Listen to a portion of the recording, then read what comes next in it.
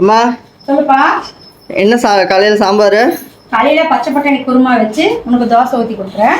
இன்னைக்கு எதுவும் veg non veg இல்லையா? நான்வெஜ்ஜெல்லாம் கிடையாது. 150 கிராம் பச்சை பட்டாணி நேற்று நைட்டு ஊற வச்சேன். குக்கரில் போட்டு ஒரு 5 விசில் விட்டுக்கலாம். எத்தனை விசில்? 5 விசில் போதும்.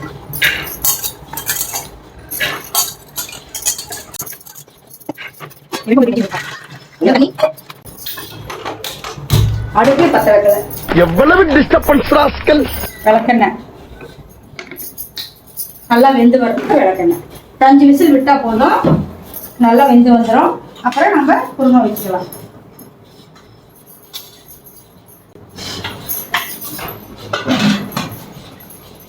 இப்போ குருமாவுக்கு வேண்டிய பொருள் பார்த்துக்கலாம்.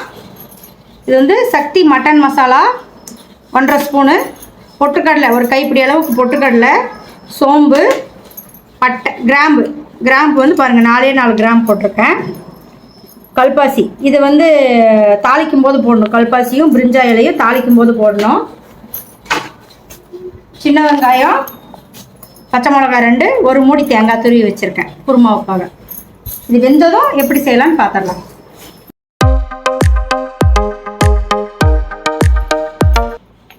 பாருங்கள், தேங்காய் ஒரு மூடி, சோம்பு ஒரு டீஸ்பூன் அளவுக்கு எடுத்துருக்கேன்,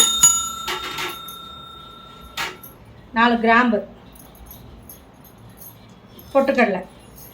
இதை நம்ம அரைச்சிக்கலாம். பட்டை வந்து நான் இப்போ கொத்தமல்லி கூட போட்டு அரைச்சிருக்கேன்.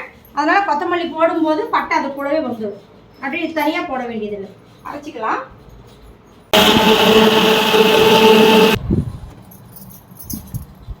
இன்னும் திரு இருக்குது. இன்னும் கொஞ்சம் மையம் அரைச்சிக்கலாம். கொஞ்சமாக தண்ணி சேர்த்து இன்னும் கொஞ்சம் மையம் அரைச்சிக்கலாம்.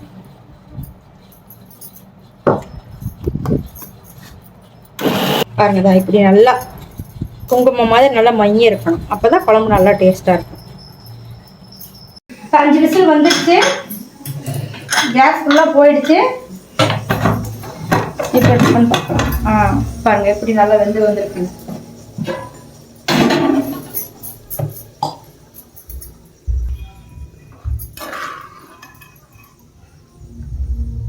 இப்படி எடுத்தால் பாருங்கள் இப்படி ஆகணும்.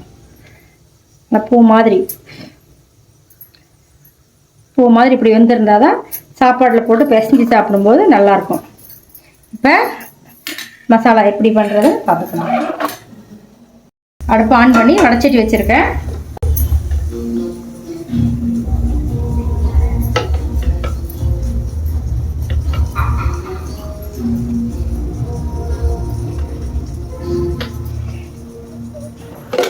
ஆயில் 5 ஸ்பூன் ஊற்றிட்டேன்.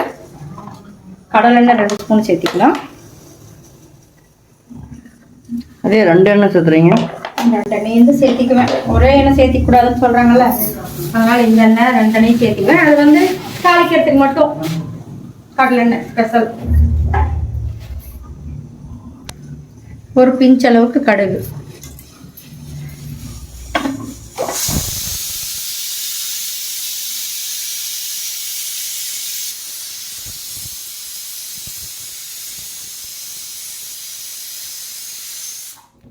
அந்த பக்கம் என்ன இருக்குது? அந்த பக்கமா சாம வெண்பொங்கல். என்னது? என்ன வெண்பொங்கல்? சாம அரிசி வெண்பொங்கல் அப்படின்னு அரிசி இருக்கு. சாம, தெனை, குதிரைவாளி எல்லாத்துலேயும் நீங்கள் அதை சாப்பாடாக செஞ்சால் சாப்பிட மாட்டேங்கிறீங்க. அதனால் அது கூட வந்து வெண்பொங்கலாக செஞ்சு வச்சுட்டா நீங்கள் அதனால கொலைய செஞ்சு வச்சா நீங்கள் கம்முன்னு சாப்பிட்டுக்கிறீங்க. அதுக்கு தொட்டுக்கிறதுக்கு பச்சை பட்டாணி குருமா.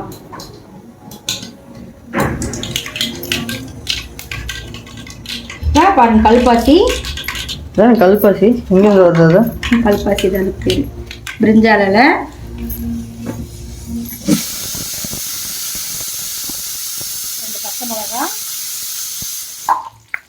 2 பச்சை மிளகா சேர்த்திருக்கேன்.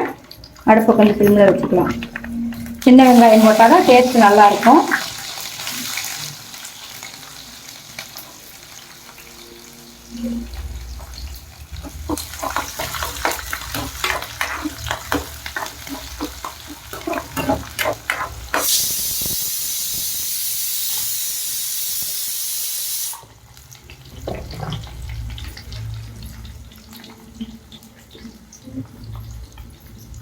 இஞ்சி பூண்டு பேஸ்ட்டு நல்லா ஒரு ஸ்பூன் கோபுர அளவுக்கு 1.5 ஸ்பூன் அளவுக்கு இஞ்சி பூண்டு பேஸ்ட் போட்டிருக்கேன்.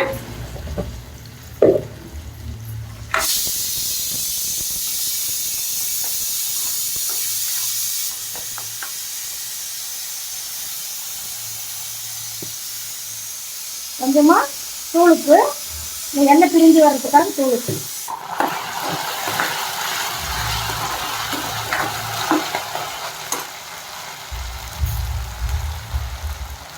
ரெண்டு தக்காளி விதையெல்லாம் எடுத்துருவேன், விதை இல்லாமல் தான் சேர்த்துக்குவேன்.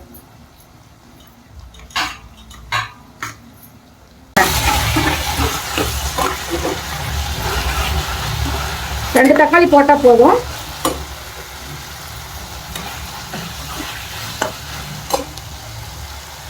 இப்போ கருவேப்பிலை சேர்த்துக்கலாம்.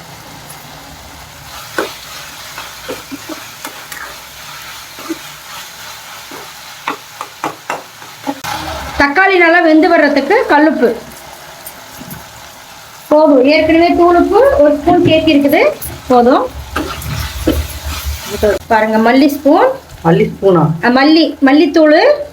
1 ஸ்பூன் அளவுக்கு நல்லா நிறைய போதும். இதுல வந்து பட்டை சேர்த்தி இருக்கேன். நான் எப்பயும் பட்டை சேர்த்தி அரைச்சி வச்சுக்குவேன்.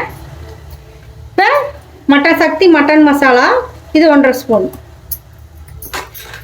மிளகாத்தூள் போட வேண்டியதில்லை, இது கூடவே நம்ம எல்லாமே இருக்கு. காரம், பச்சை மிளகா போட்டிருக்கு, இஞ்சி பூண்டு பேஸ்ட் போட்டிருக்கு. காரம் பத்தலைன்னா காரம் சேர்த்திக்கலாம். இப்போ வேக வச்ச பட்டாணியை இது கூட ஊற்றிக்கலாம். அப்படியே அந்த தண்ணியோட அப்படியே ஊற்றிடணுமா? ஊற்றுறது தான். 1 நிமிஷம் அந்த உப்பு காரமெல்லாம் அடங்கட்டும். அடங்கினதுக்கப்புறமா நம்ம அரைச்சி வச்ச மசாலாவை உள்ளே சேர்த்திக்கலாம். நல்லா கொதி வரும்.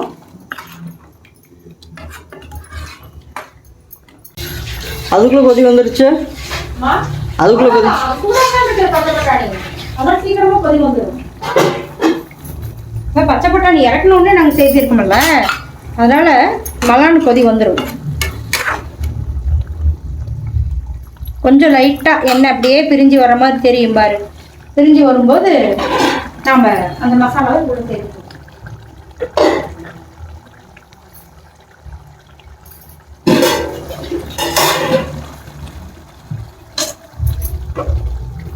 இப்போ மசாலாவை நாங்கள் சேர்த்துக்கலாம்.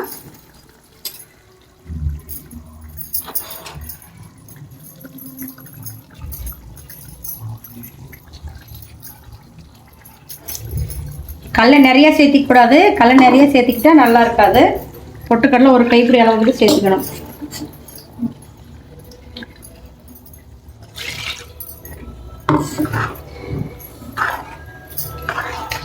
அடுப்பு வந்து ஸ்லோ ஸ்லிம்மில் தான் இருக்கணும். நல்லா வெசையாக எரிஞ்சால் போகிற அடி பிடிச்சிக்கும், டேஸ்ட் கெட்டு போகும். இந்த குருமா, சப்பாத்தி, இட்லி, தோசை, பணியாரம், பூரி எல்லாத்துக்குமே செமையாக இருக்கும். நான் அரிசி பருப்பு சாப்பாடு, தயிர் சாப்பாடு அது கூட தொட்டுக்க வச்சுக்கிட்டாலும் நல்லாயிருக்கும்.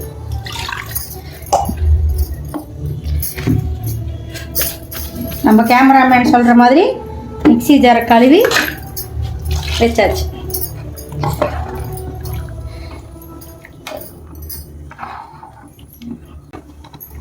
பாருங்கள், இந்த அளவுக்கு இருக்கணும். இந்த அளவுக்கு இருந்தால் தான் வேகும்போது நல்லா கெட்டியாகிடும். நல்லா கொதி வந்து வேகட்டும். அடுப்பு ஸ்லிம்மில் தான் இருக்கணும், ஸ்பீடில் இருக்கக்கூடாது. அடுப்பு ஸ்லிம்மில் தான் வச்சுருக்கேன். மூடி வச்சு ஒரு 5 நிமிஷம் ஆகட்டும், பார்க்கலாம். இந்த பக்கம் பாருங்கள் எப்படி கொதி வருது பார்த்தீங்களா? அடி பிடிக்கக்கூடாது. 5 நிமிஷத்துக்கு ஒரு தடவை எடுத்து கிளறி பாருங்கள். அடி பிடிக்கக்கூடாது. அடி பிடிச்சா டேஸ்ட்டே நல்லா இருக்காது. நல்லா கம்மன்னு வாசனையாக இருக்குது. அவ்வளோதான், ஆஃப் பண்ணிடலாம். கொத்தமல்லி தழை லைட்டாக தூவி விட்டு ஆஃப் பண்ணிடலாம்.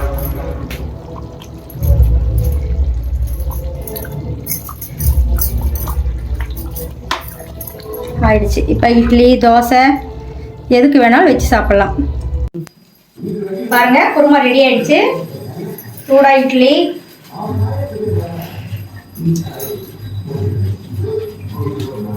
செமையா இருக்கு. தோசை, அப்படியே இந்த பச்சை பட்டாணியோட எடுத்து வச்சு சாப்பிட்டா வெண்பொங்கல்.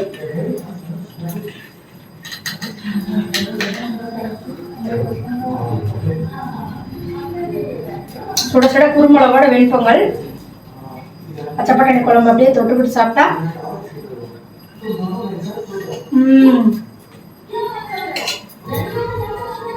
சூப்பரா இருக்கு டேஸ்ட்.